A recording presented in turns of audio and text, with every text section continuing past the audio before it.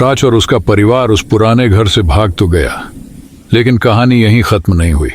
उस रात के बाद अनुष्का कई दिनों तक डरी हुई रहती थी।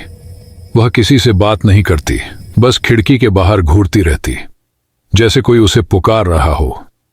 राज ने सोचा कि नई जगह आने से सब ठीक हो जाएगा, लेकिन मुसीबत वहीं से शुरू हुई। एक रात करीब 2 बजे राज की नींद अचानक खुल गई। उसे लगा जैसे घर के बाहर कोई चल रहा हो।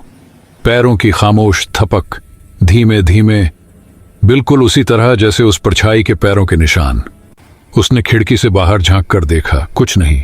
लेकिन जैसे ही वो वापस मुड़ा, अनुष्का उसके कमरे के दरवाजे पर खड़ी थी। उसकी आंखें खुली थीं, लेकिन वो सो रही थी और धीरे से बोली, पापा। दरवाजा फिर खुल गया है। राज का दिल धड़कने लगा।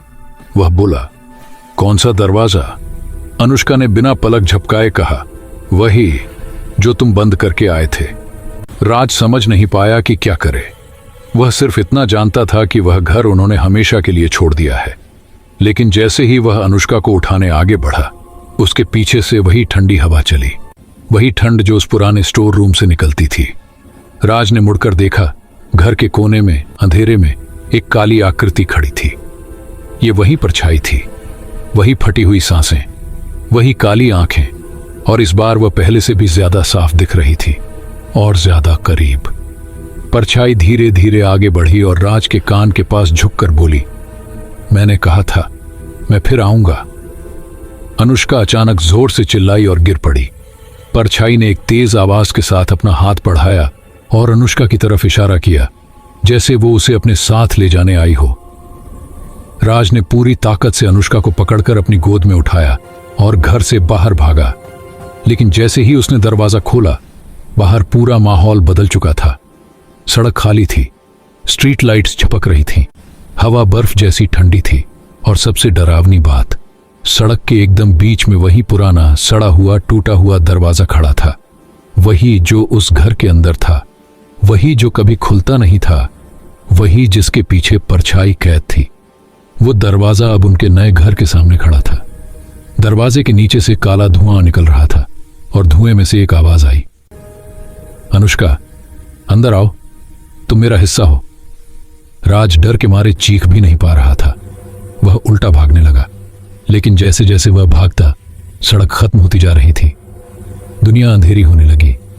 चारों तरफ सिर्फ वही परछाई दिखाई दे रही थी और वह धीरे धीरे उनकी तरफ बढ़ रही थी।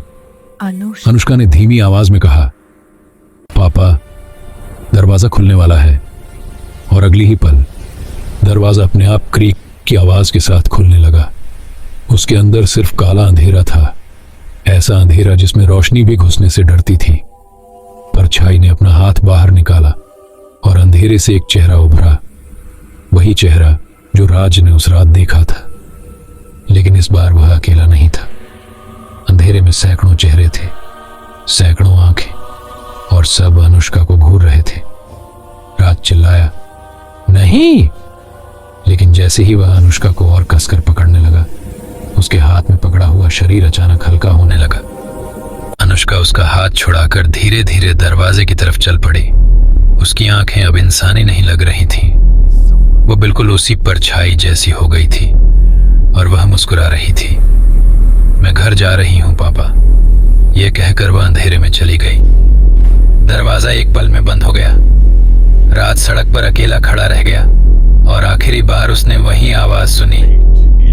एक दरवाजा खुला था, दूसरा अभी बाकी है। और उसके बाद राज कभी दिखाई नहीं दिया। कहते हैं जब रात 3 बजे हवा बहुत ठंडी होने लगे तो सड़क के बीचों बीच वही पुराना दरवाजा खड़ा मिलता है, और अगर तुम उसके पास जाओ तो अंदर से किसी बच्चे की आवाज सुनाई देती है, पापा अंदर आओ। और जो भी उस दरवाजे के पास जाता है वो फिर कभी वापस नहीं आता।